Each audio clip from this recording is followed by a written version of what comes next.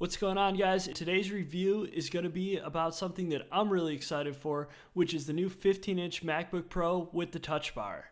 This MacBook Pro is going to be my new everyday computer, so I'm really interested to see how its performance stacks up against my old 15-inch MacBook Pro, which I've had for a few years.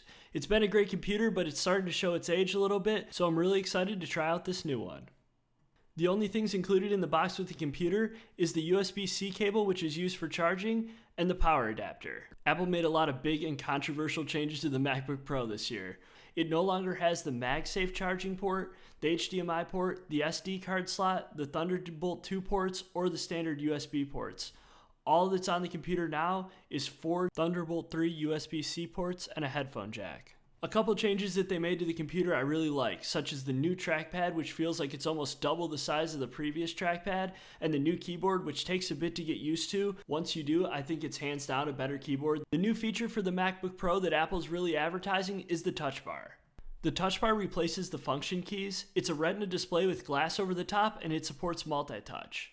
It also has a Touch ID sensor on the far right side, which can be used for Apple Pay or to unlock your computer, which is a pretty convenient feature.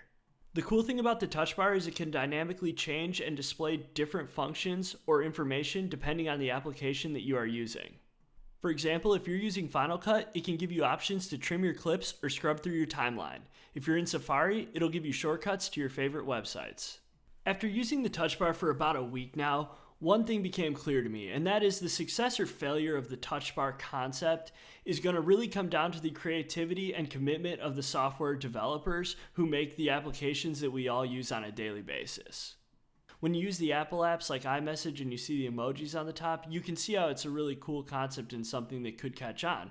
But then when you use apps like Spotify, where they haven't updated it yet to take advantage of the Touch Bar, then it's just a black strip on the top of the keyboard, and at that point, it's really not something that you could use at all. So I think it's really going to boil down to whether or not the software makers get behind the Touch Bar and commit to making cool apps for it.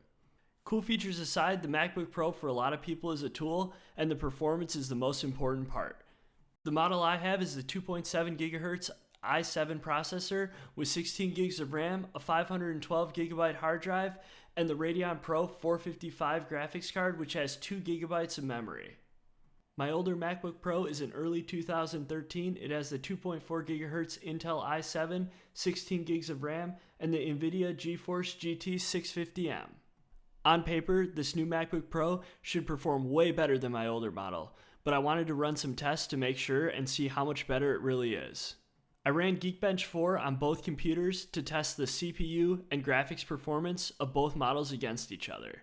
This isn't a super technical or perfect comparison, but I just wanted to give you guys a ballpark performance comparison between the two computers. The first test I ran was on the CPU, and there was about a 30% performance difference between the old and the new MacBook Pro. The GPU test showed the biggest difference, with the new machine scoring around 50,000, while the older computer was closer to 14.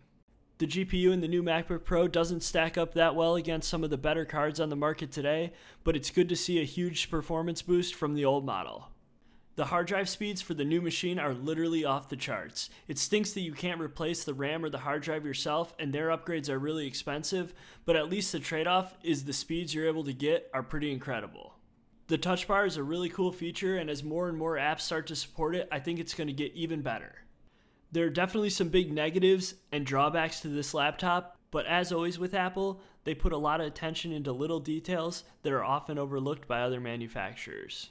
If you are looking for the best specs and performance to dollar ratio, this is not the computer you want to buy. But if you want a good mix of performance, battery life, design, and cool features like Touch ID and the Touch Bar, then I think this computer is a great choice. If you liked the video, please subscribe to my channel. I'll be putting out videos every week. Thanks for watching, and see you next time.